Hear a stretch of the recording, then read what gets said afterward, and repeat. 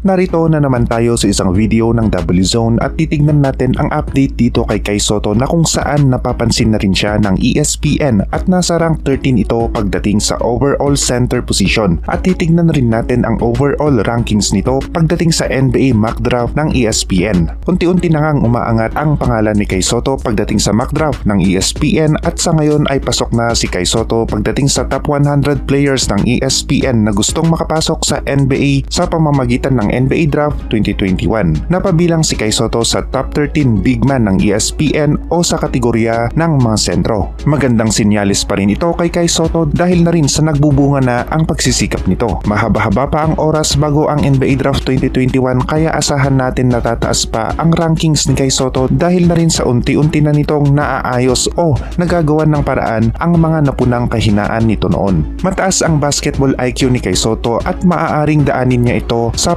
pagpapalakas ng katawan at sa magandang diskarte sa loob ng court sa aktwal na laro mismo. Dahil kung ako ang tatanungin ay hindi kasing lakas ni Larry Bird ang mga nakasabayan niyang players noong panahon niya pero matangkad at madiskarte ito kaya nagagawa niyang makipagsabayan sa loob ng paint.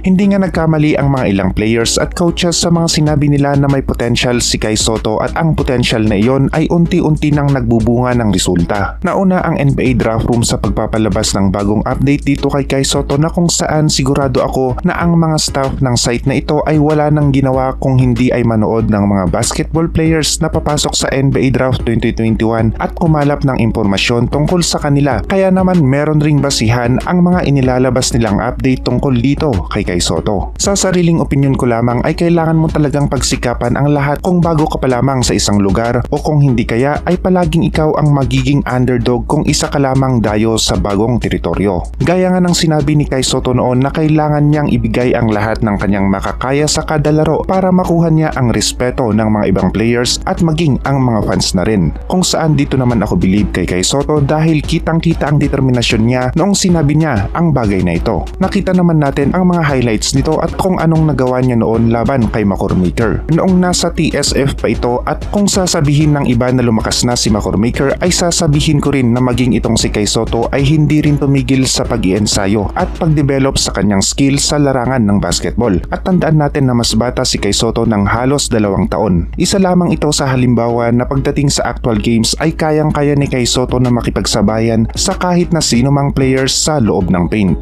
Para sa mga ibang basketball fans at players na kagaya ko ay wala nang mas hihigit pa sa suporta na nakukuha mo sa iyong pamilya at mga fans na hindi tumitigil sa pag-push sa iyo para maabot mo ang iyong mithiin sa buhay. Kaya naman sobrang pasasalamat ni Kai Sotto sa mga Filipino basketball fans sa palagi nating pagsuporta sa kanya maging kahit ano paman ang kalalabasan ng NBA Draft 2021. Yan na muna para sa video nating ito at kung bago ka pa lamang sa ating channel na W-Zone ay huwag mong kalimutan na i-click ang subscribe button at ang notification bell para lagi kang updated sa mga latest video ng channel natin.